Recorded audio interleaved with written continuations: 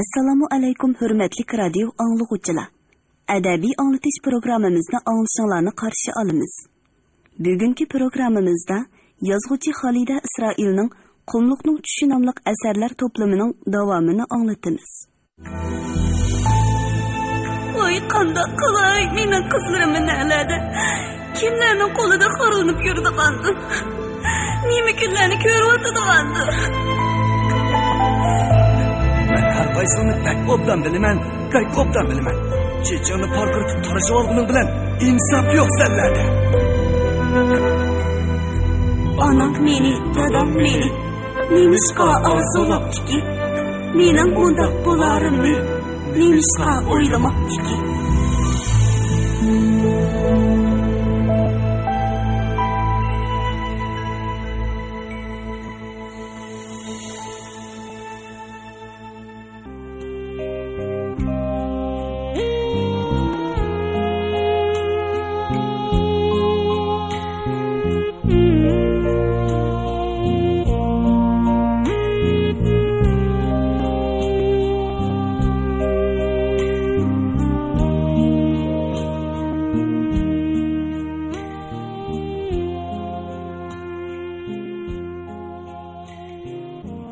Oyshemning ko'zlari go'yo oldiga bir qavat tarda tortib qo'ygandek xiralashdi.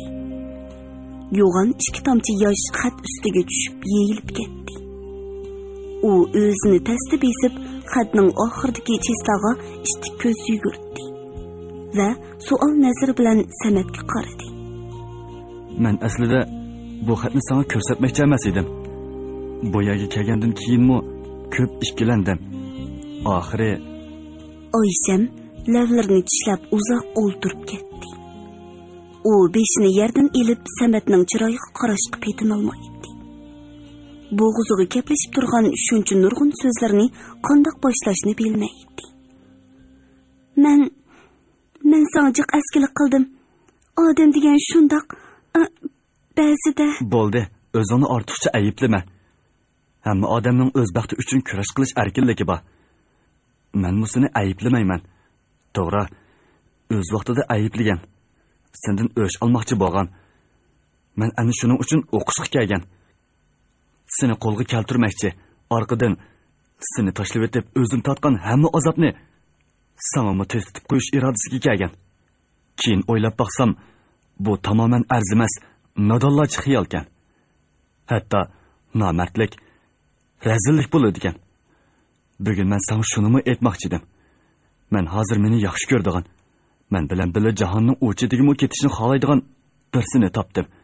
Qisqasi, hozir ishlarim joyida.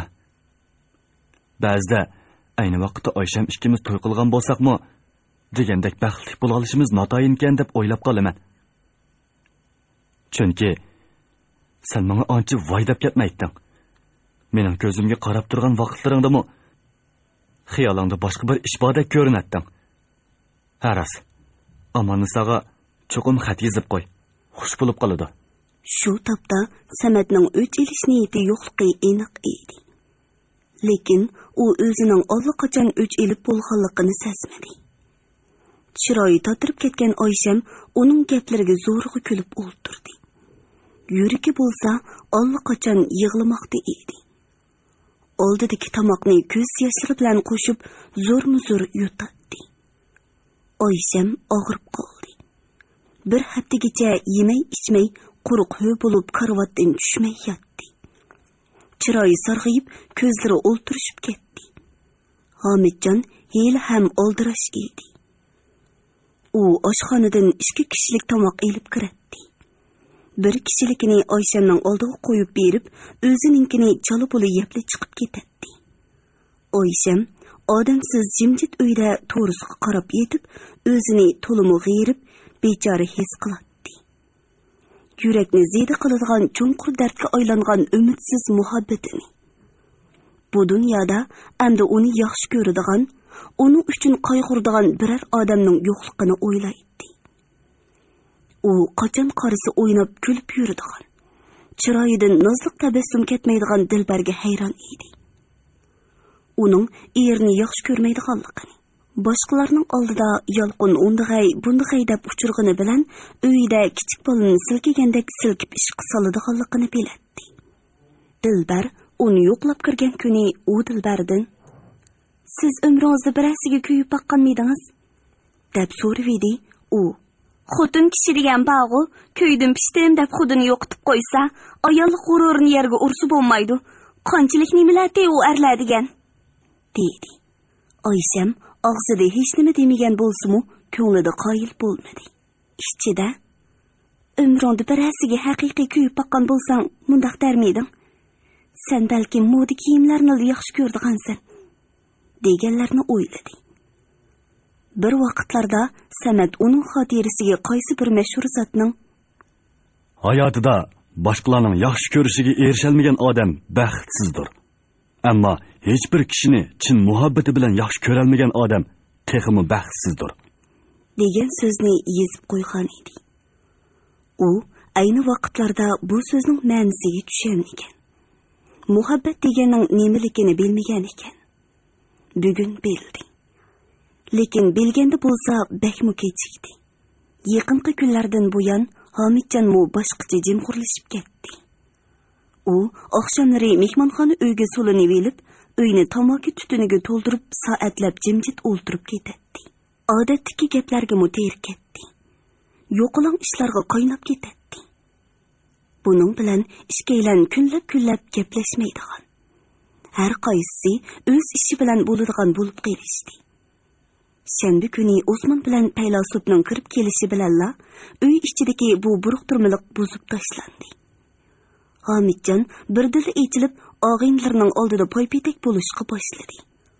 Oysam qo'rimini o'xshitib qo'ralmaydi deb, oldiga peshtamini tortib o'zi qo'ridi. Osmonlarmu rosa zerkib turibdikan, tog'dan bog'dan gap qilib parangni qizib qilib turdi. Suhbat har qachonqidek xalqaro vaziyatdan. Polshadagi ish tashlash, Amerika olam aeroplanining hodisiga uchraganligi qatorliqlardan boshlandi. Orqadan uchar taxsa va olam odamlarining bor yo'qligi to'g'risida muhokama boshlanib ketdi. Bu gaplar birer soat davomlashgandan keyin Osmon parangni ayollarning ustiga yo'tkidi. Shu hamon hammasining ko'zlari xumorlashdi. Odatda o'z ayolidan boshqa xotin zotiga yaqin kelmaydigan Paylasubning cho'nqur ko'zlari jinchiroqdek pelildashga boshladi. Ular Sochir xonimning oila ahvolidan tortib o'zlari biladigan mashhur zotlar. Katta odamlarning oila ishlarigacha o'zlari to'niydigan, boshqalardan olgan satang ayollar va ularning kimlar bilan o'ynaydiganligi. Erlarning bilish-bilmasligigacha zuh-shuh bilan so'zlashdi. Bu haqdagi qandaqdir afsona, latifalarni aytib xirqirab kulishdi. Bir chaqda Osmon dutlarni elib tirang'ishtishga boshlaydi. Hamidjon o'zining bum ovozi bilan Paylasub yig'layotgandek qo'lashmay chiqadigan g'alati inchika ovozi bilan tankash bo'lib varqirashga boshladi. Ular xeyligacha ashundoq ola-tog'il varqirashdi. Hamidjon orlab bir qo'liqini tutib elib, voy deb yoki qayno deb varqirab qo'yadi. Oxirida eng muhim tema huquq ustiga kelib to'xtashdi.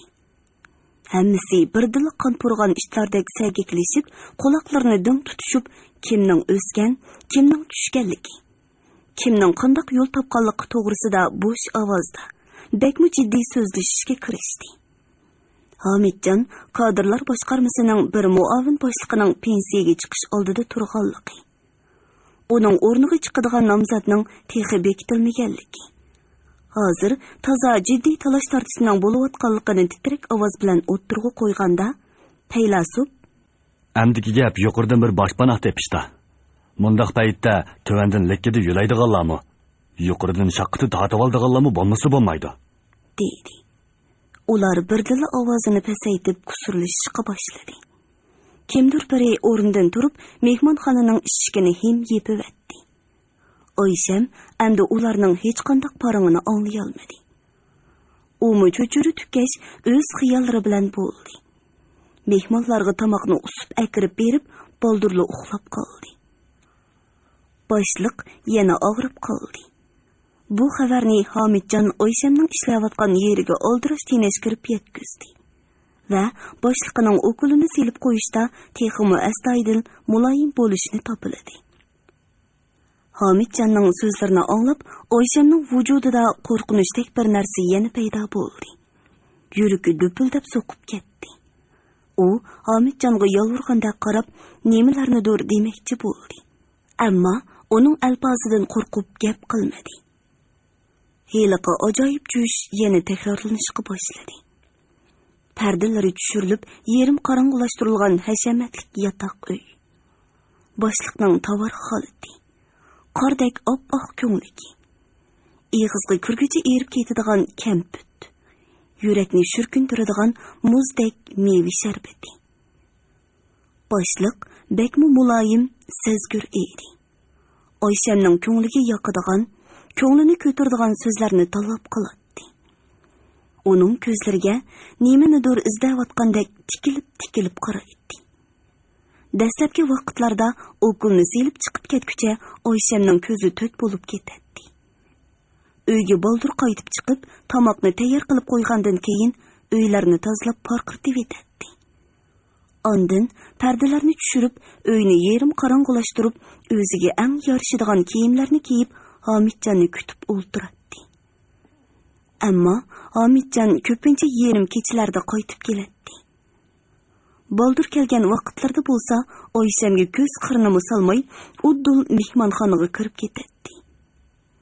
Tushirilgan pardalarni ko'rib terikib, shartillatib torqinicha ishga yoqib surib etadi. Oysham sal qo'rqib turib, akilib bergan tomoqni beshini ko'tarmay yeydi. Yeb bo'lib, qo'liga gezitdan birini ilib olsa, ko'zlari yumilib ketguncha gezitga qarab o'ltiradi. Tasodifan gezitdagi biror gap so'z o'ziga yiqib qolgudek bo'lsa, "Mana ko'rdingmi? Yosh, o'tir yosh ziyolilarni atvorlab ishiltish, ularning siyosiy o'rnini o'stirishga ahamiyat berish kerak debdi emasmi mana? Xap to'xta. Mushu maqolni adi toza bir tashviq qilaychi" deb g'udushib qo'yadi. Boshliq Hamidjonga faqat o'xshashmaydi.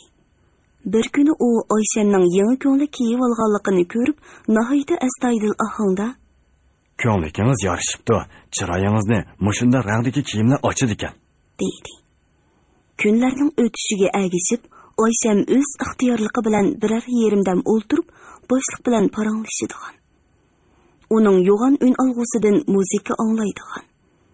Oqshomlari yolg'iz qolgan chog'larda uni va uning qiziq chaqchaqlarini o'ylaydigan bo'ldi. Bir kuni ikkisi birga o'ltirib muzika angladi. Bu muzikalar Oysham umrida anglab boqmagan muzikalar edi. Boshliq uni tansiga tortdi. Oysham qo'rniproq o'rnidan turdi va shu hamon uning oliy darajalik atir sopun purqa aralashgan erlarga xos bir xil puroq kelib turadigan kang, ellik quchqiga kirib qoldi. Boshliq uni belidan ehtiyot bilan quchoqlab, muzikaga keltirib silliqqina aylantirishga boshladi. Ko'zlari uning ko'zlaridan nimanidir izlaydi. Oyshamning ko'nglidagi qo'rqinch kuchaydi. Yuragi dupildab so'qib, beshi qayg'andek bo'ldi. Boshliq uning yiqilib tushishidan qo'rqqandek o'ziga yaqinroq, texmi yaqinroq tortdi. To'ristiki nilopar shakllik osmi chiroq, sarg'uch pardalar, gilamlar pirqiravotgandek bo'ldi. Un olg'udan bir ayolning mayin ovozda aytgan bekmu hissiyotlik naqshisi anglanib turadi. Naqsha bara-bara yaqinlik pichirlashga aylanib ketdi. Oysham bugunmi uzoqqa uxlay olmadi. U yenida xo'rak tortib yotgan eriga nafrat orlash, ich og'irtish nazari bilan qarab qo'yib, to'xtamay tortadi. U asta o'rnidan turib, sopma oyog'ini kiydi-da balkonga chiqdi. Yoz kechasining salqinida muzlagan yalang'och yelkasini belaklari bilan quchoqlab, jimirlashib turgan yulduzlarga to'lgan. Cheksiz sirliq qop-qorong'u bo'shliqqa qarab uzoqqa turdi. Tövanda ko'kish tuman ichida asfalt yo'l oqirib ko'rinadi. U yer bu yerda sutdek oq nur chechib turgan ko'cha chiroqlari bir necha tut daraxtning baraqsan shox yo'pirmoqlarini, Yo'l bo'yidagi pakar ushshaq gullar echilib ketgan gullikning birer parchasini ro'shan yo'ritib turadi. Chiroqlar atrofida suzuk uzun qanotliq sonsiz ushshaq hasharotlar uchib yuradi. Ular chiroq shishasiga qanotlari bilan urilgan chog'dagi ojiz xinizil ovozga maftun bo'lib ketgandek o'zlarini oshu bir parcha yo'riqqa qayta aytishadi. Pat-patla oq qizil nur chaqnatib, yirtqichdek nara tortib, uchqandek o'tib ketadigan mashinalar kechining orambaxsh jimjitligini buzib turadi. Yo'lning qarshi tarafida tutish oldida turgan 20 qavatlik O'rta Osiyo qaboqxonasi qurilishining yuqori vatliq elektr chiroqlari chaqnab turgan. Sonsiz to'riklar, po'lat chiviqlar bilan o'rilgan ustunki qaviti go'yo qop-qorong'u bo'shliqqa muallaq selingan g'oyibona saroydek sirliq, go'zal ko'rinadi. Oysam nemishqidir yo'l bo'yidagi yumron qiyoqdek ojiz omon nisoni o'ylab qoldi. Uning hozirli o'rilib tushidigandek ko'rinadigan yop-yeshil uzum pelaklari, seriq gullar bilan o'ralgan uyini, o'sha uyning oldidan maktab tarafga qarab so'zilgan agri-bugri to'puliq yo'lni, yo'lning o'ttirsida ko'zga ro'shan tashlanib turadigan velosiped choqining yan-muyan cho'nqur izini ko'rgandek bo'ldi. Samat bilan billa o'sha sahroga ketishga rozi bo'lgan. Oysham to'nimaydigan heliqi qiz chiroyliqmidi? Qayerlikdi? Oyshamning ko'nglida chidab turg'isiz alam, ochiq hasrat bosh ko'tardi. Ko'z yoshlari ishki mangsini bo'ylab eqishga boshladi. Tuzluq, qaltaq yoshlar uning og'ziga eqib kiradi. Yalang'och maydasiga, bilaklariga tomadi. U cho'nqur xursinatdi. Katta kechki o'ltirish boshlang'ili xeyli bo'ldi. Zal ishkida qotang'ur, so'zinchoq yuzlik, qo'yuq qoshliq er kishi bilan uning xonimi paydo bo'lishi bilanla necha yuz jup ko'z ishik tarafga oldi. Ang avval kelishgan, chochlariga oq sanjigan salopatlik sohibxona bilan uning kesal chiroy ayoli ishik tarafga yugurdi. Orqadan o'ttirdi minib yurishgan er ayollarmu o'sha tarafga oqdi. Uzunga so'zilgan hol ahvolishdan keyin mehmonlar qo'llarini yuyib, chamadondan hozirli elingan lo'ngi bilan qo'llarini eritishdi va tantanalik uzun sapning uzitishida to'rga qarab minishdi. Orqadan zalga Hamidjon bilan Oysham kirib kelishdi. Hamidjon sal samirib qolgandek ko'rinadi. Badaniga chippidi keladigan chet elning yoqiliq paltosi uningga alohida so'lat qo'shib turadi. O'ng tarafni egillagan erlarmu va so'l tarafda o'ltirishgan ayollarmu Oyshamga havas, ochko'zlik bilan tikilishdi. Erlar uning ajoyib mingishlariga, jozibalik tabassum porlab turgan chiroyiga maftun bo'lgan bo'lsa, ayollar uning go'yo qo'yun tuman ko'tarilayotgandek sirliq, harakatchan tuyg'u beg'ishlaydigan issiq ham yumshoq bosh kiyimiga, esil qunduz yoqiliq paltosiga, poshnasining egizligi ortiqmi emas, kammu emas, dal o'zining g'erichida bir g'erish keladigan o'tikiga havas qilishdi. Kadrlar boshqarmasining muavin boshlig'i, anglashlar qarg'anda yaqinda boshlig'imiz pensiyaga chiqsa, uning o'rniga chiqqudek. Pah, ayolning chiroyliqligiga qaranglar. Ishkiyinidagi o'rinlarning birida o'ltirgan so'ziqroq yuzida ajoyib harakatchan bir jup ko'zi o'ynab turadigan ayol atrofdagilarga tahrirlanib turib, ana shundoq jakarladi. Qo'rimalar tortildi. Romkalar oylanishga boshladi. Yangroq muzika sadosiga ayollarning nozuk, abjil, erlarning sal qo'pol oyoqlarining pirqirishiga agishib, zal osmonidagi rangdor tuman quyuqlashmoqda edi. Zahardek ochiq ichimlik erlarning ich-bog'rini kuydirib, qonlarini qizitib, ko'ngillarida hayajon, xushalliq, tushuniksiz g'azab yoki yig'i qo'zg'aydi. Hamidjon romkadagi ochiq qoriqni so'mirgach, nemish quduri yosh to'lgan ko'zlari bilan o'ttirdi tansi o'ynayotgan Oyshamga qaraydi. U uzoqcha ana shunda qarab o'ltirdi. Ushtumtut qo'lidagi romkani tashlab, mushtimi bilan yumliq shiragi joqqida birini urdi. Atrofdagi aloq-jaloq bo'lib ketgan chiroylarga qarab, g'azab bilan: "Har qaysingga aytib qo'yay. Men Hamid, men degan o'g'il bola. O'g'il bola degan bag'o, mushundaq tirishib odam bo'ladigan gap. Ba'zi narsalarni qo'lga keltirish uchun ba'zi narsalardan kechadigan gap. Bir gap bag'o eliqi jonondan kechmiguncha nimaga yetkil bo'lmas? Shu. Shira atrofida o'ltirganlarning kulkisi kelgan bo'lsa-mu, hech kim kulishga jur'at qila olmadi. Bir ishkaylan geliga so'ngak turib qolgandek qiqilib yo'tilib ketaverdi. Hamidjon Shiraga yana birini urdi. Yana bir qitim vahima, hayronlik ichida qaytib qolgan, ko'zlaridan mansitmaslik, nasxira, ko'ralmaslik chiqib turgan kishilarga qarab, tishlarining orasidan chiqirib, dona so'zladi. "Sadda, ko'ngil vaqtlarimda, o'latirlishimga baxmay ishlagan vaqtlarimda har qaysing meni elevatgan tirniqingga tan qilishmayding. Ma'lum odamg'o biz bilan tang ishlayotdigo deyishmayding. Endi-chu, qaysing ovozingni chiqarib kulalaysan? Ha? Qaysing? Yurak bag'ring zardab bo'lib ketsa-mu, oldimda xo'sha deb turishsan." U bo'g'iq ovozda qaqoqlab kulishga boshladi. Asabiy, hayosiz, hayvonning huvlishidek surlik bu kulga kishilarning tanlarini jo'g'iltitib, qo'yqi chochlarini tik turg'izib etdi. Sahibxonalar uning yeniga oldirishdi. O'tirdi mengotqanlardan bir nechisi yugurib kelib yerdagi taxsa, rumki sunuqlarni elib ketishdi. Zal osmonida haroq-sharob, attir, upi anglik puraqlari oralashgan masqilg'uchi tuman barg'an seri quyuqlashmoqda edi. Tuman zaldagi pirqirashlarga agishib, rangdor chiroqlarning nuri ostida qo'yundek pirqiraydi. Kishilarning, erlarning, ayollarning chiroylari qizirib, ko'zlari xumorlashdi. Turmushning mushaqqati, tugumas g'am-g'usilar to'ris ostida pirqirayotgan rangdor tuman orasida g'oyib bo'ldi. Bahorda yoqqan qor. To'y murosimi restoranda oddiyli o'tkazildi. U ati chet elga mongmoqchi. Qolgan umrini poyonsiz dengiz okeanlarining o'ttirsidagi ashu yot elda. Tili, madaniyati, urf-odati, hamil nimsi tamoman yo'chun bo'lgan ashu sirliq mamlakatda o'tkazmoqchi.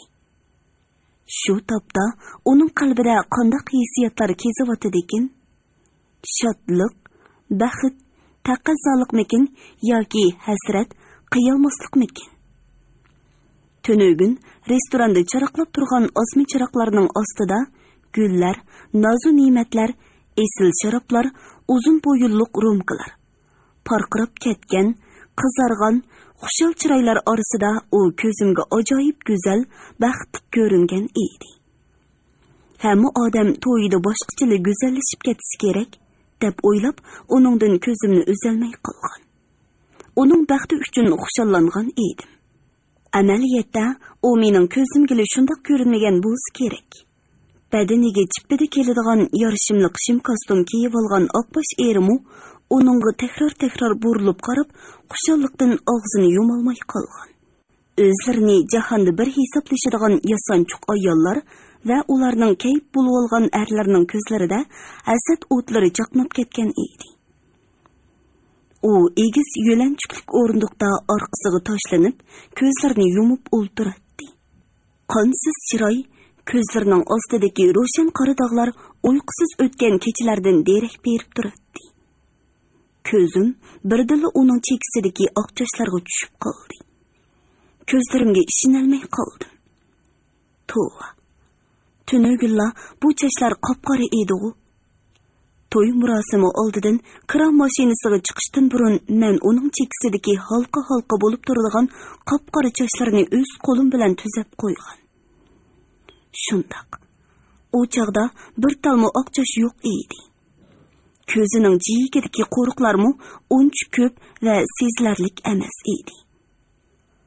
Bir kechada nimacha o'zgarib ketgandi u? Uninga nima bo'lgandi zodi? Qaraganda ona yurtdan, vatandan, yoru birodarlardan ayrilish ig'ir kelgan o'xshaydi. Öz vaqtida o'ylamagan, his qilib yetmagan bilan haqiqiy ayrilish minutlari yaqinlashganda o'z vaqtida qadrini yo'qotgan hamma narsa boshqacha qadrlik bilinib ketsa kerak. Olamning u chetiga ketyapman. Kendi qinim to'kilgan yerlarni ikkinchi qitim ko'ralamdim deb asrat chekamdigan duya. Uning ustiga u o'z taqdirini bog'lab ketayotgan er kishi 60lardan halqigan odam. Aytishlarga qaraganda erining ikkili bolasi uningdan cho'ng ekan. Biroq yana bir o'ylasam bularning hammasi uning muncha vala hasrat chekishiga sabab bo'la olmaydigandek tuyuladi. U bir baxtsiz qiyr qiz. 40 yoshga yaqinlashguncha oila issiqini, bola chaqa mehrini ko'rmay, har bir kunini kishilarning kamsitishi, masxirlik qarashlari ostida o'tkazib kelgan bechora u. Mush peti ketivergan bo'lsa, kim biladi, kunlarning birida o'sha yolg'iz kapsida jinli o'lib qolsa-mu, kishilar bilmay qoladimikin texi.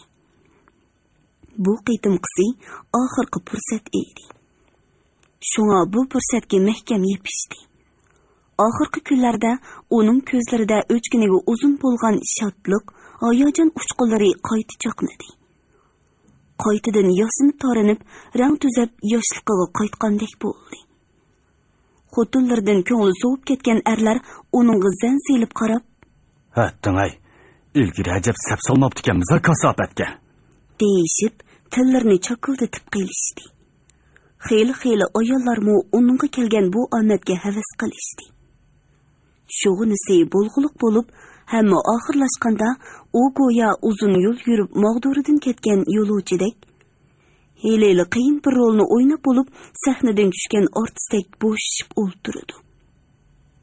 Mushu holda uni kim u yangi to'yi bo'lgan, ati yiroq safarga otlanadigan kelinchak desin. Men uning qilin yo'pirmoqlar orasidan tushib turgan oq kuz oqtipida texmo tatrangu ko'ringan chiroyiga, yosh qizlarga xos namxush parqiraqligini yo'qotgan peshonasiga, qirliq tub-tuz burniga, bilinar-bilinmaz titrab turgan lavlariga qaradim. Uning kirpiklari titradi. O'sha titrash ichidan shabnamdek toza parqiraq ikki tomchi yosh domlab tushib, lavlarining atrofida to'xtab qoldi.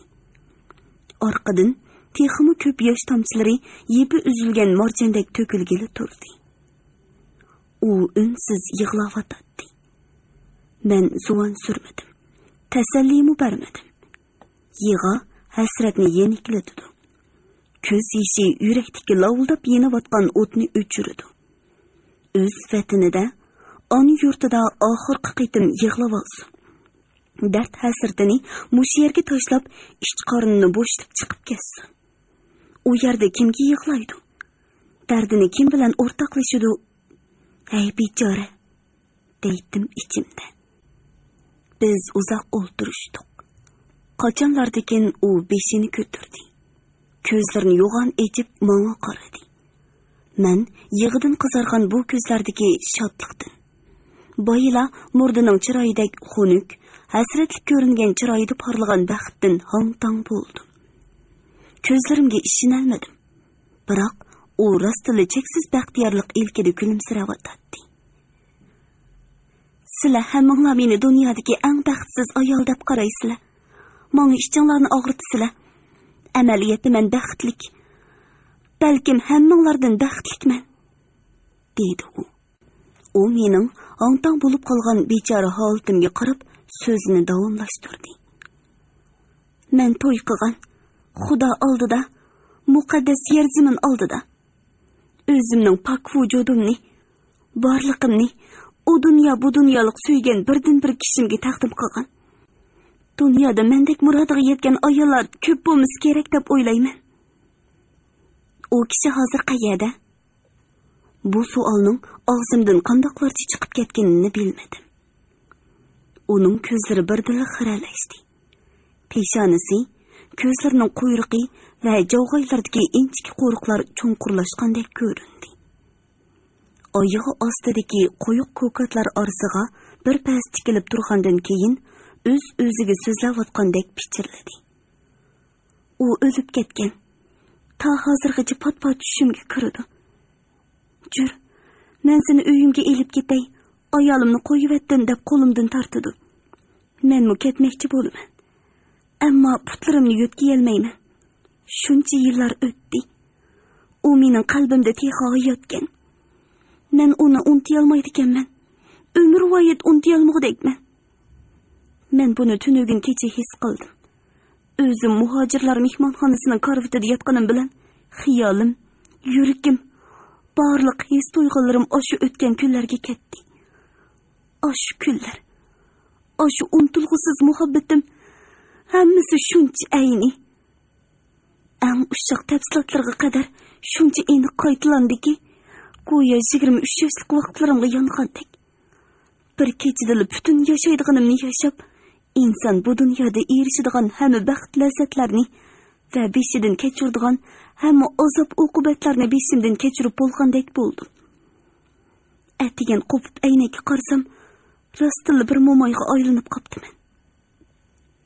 Uning ovozidan, ohangidan, so'zlardan to'kilib turgan hijron azobi men uchun texi yo'chin bo'lgan ajoyib cho'nqur, qudratlik, abadiy bir hissiyat vujudimni larzaga selib, yuragimni yondirgandek bo'ldi. Tushuniksiz bir xil azobdan yig'ilg'im keladi. Tomoqim qurib, qo'pib ketmoqchi bo'latdim-yu, qo'polmaydim. Uning ovozi tushimda anglanayotgandek quloqim atrofida asta, tinimsiz uchib yuradi. Qon qiynimga singib, yuragimni qamallaydi. Uni anglamaslikka amolim yo'q edi. Buningdan 10 necha yil ilgirki bir qish atigini men xizmat o'rnimga, ya'ni shahardan 80 kilometr yiroqlikdagi ma'lum bir kon rayonining o'tir maktabiga keldim. Ko'nglim parishon edi. Bu yerga kelmaslik uchun qilgan hamma urinishlarim, ko'rsatgan hamma bahona sabablarim asqatmadi. Eng muhimi, mening bu shaharda biror urug' tuqqanim yoki yuz obro'yliq tunish bilishim yo'q edi. Uning ustiga o'g'il bolalardek qo'pol, to'ptis ketgan mijozim. Odatdagi chiroyim hech kimda hesdoshlik qo'zg'ay olmaydi. Mana oxiri ko'z ta'limimdan oxirnishdan beshimni selib yavaşlik bilan mana men keldim, menga ish beringlar deyishdan boshqa amal topolmadim. Kan rayonluq ma'rif bo'limida meni pakar, do'g'uloq, qizil yuzlik bir kishi kutib oldi. U ma'lumot qog'ozimni ko'rib bo'lib, goh oldida o'tirgan bir kishiga, goh mon qarab so'zlab ketdi. Bak yaxshi bo'pti. Ko'rdingizmi? Yana bir yosh o'qituvchi kelibdi. Oliy maktabni putkizgankan. Ikkinglar maktabimizning cho'ng bir qiyinchiligini hal qildinglar-da. Biringlar peshqadam ziyoli, biringlar yangi ziyoli. Qarshi olaman singlim. İsmingiz Risolat mıydı? Az uçuraydigan isimken. Risolat singlim, bu yoq Akbar apandi u maktabimizga yangidan taqsim qilindi. O'zi dangliq ziyoli, yozuvchi. Yaqinda maslisi bir taraf qilinib, qisqasi ikkinglar birga ishlaysizlar, tanishib olinglar. Bu gapdan qizg'in odamning so'zlari ko'nglimdagi g'ashlikni bir oz yengillatgandek bo'ldi. Faqat shundala burilib, ma'arif kadrining oldida o'ltirgan kishiga sap soldim. U siyatnilik paxtaliq chopan, ko'ni quloqchi kiyib olgan, soqollari o'sib ketgan yodong'u bo'voy ekan. Faqat uning bolalarining ko'zlaridagi sodda, nurli ko'zlarla kishida cho'nqur ta'sir qoldiradigan ko'zlardan ekan. Bolalik vaqtlarimda uning she'r hikoyalarini o'qiganim esimda edi. Shu she'r hikoyalarini yozgan kishining mushu bo'y ekanligiga hech ishongim kelmadi. Ikkimiz maktabga birga qaytdik. Yo'lda ketib yetib, men uning 3 bolasi borligi, ayolining shahardagi bir cho'ng doktorxonada ishlaydiganligidan xabardor bo'ldim. O'zimning bu maktabda uzun ishlash niyatim yo'qligi, amalning yo'qidan kelganligim to'g'risida shikoyat qilibmi ulgurdim.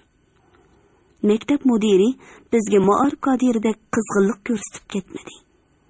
Ishonmaslik chiqib turgan ko'zlari bilan yeli uningga, yeli menga qadilib, uni buni so'rab xeyli vaqtimizni oldi.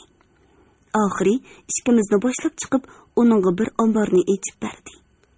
Meni katekdek tor ham qorong'u ayollar yotiqiga tiqib qo'ydi.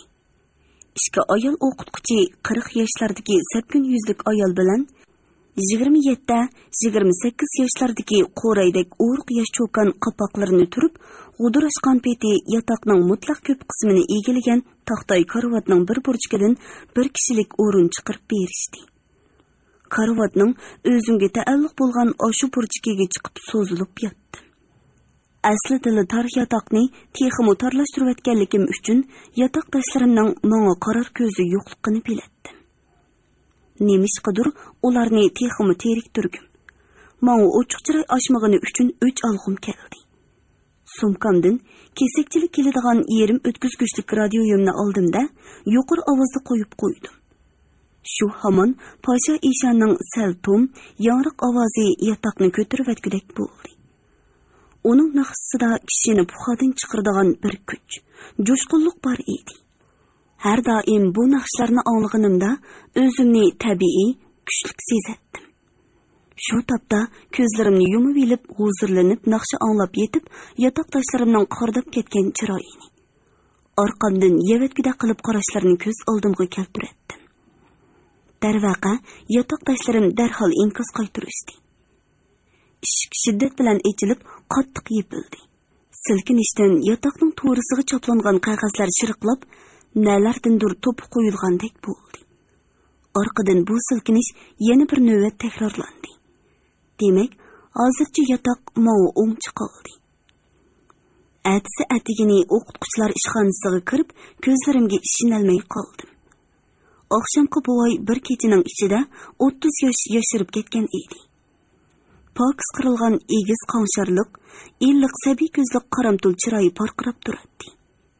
Yosh yigitlardek o'ruq, egiz qomatiga chippida kelgan xurmirang kostyumi bekmi yarashgan. Yoqsidan qordek oppoq ko'ngliki ko'rinadi. Faqat chochlarining oldi va chekinlardagi shalom oq chochlarla uning allaqachon 40 dan halqagan odam ekanligiga guvohlik berib turadi.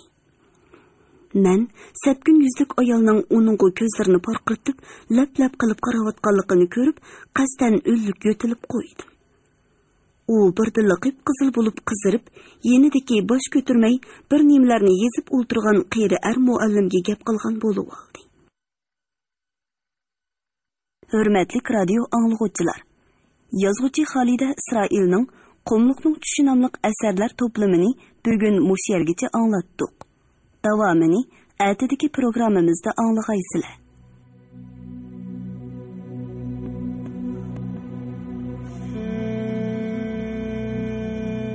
Bu yerda ishlasak shaharlik qizlar yaratmaydi ekan deb yo'tkilib ketishdan ko'ydi yuriydi. Shahardan o'rinmi topdi. O'qituvchimiz oz deb qo'yib-atmadik.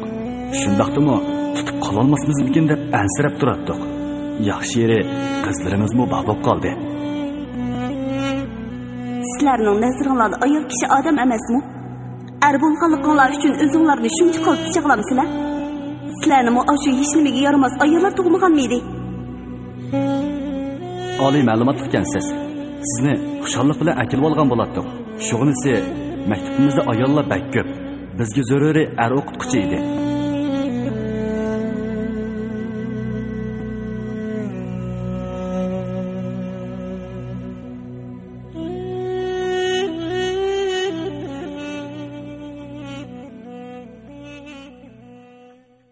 Bugungi programmamizning diktorlari Mahira Abdurashid, Shuhrat Abdurahmon, ovoz texniklar Po'lat Tursun, Tahir Yasin, mas'ul muharrir Ilhom Mahmud, Abdurasul Abdurahim, nazoratchi Gulbahor G'upur.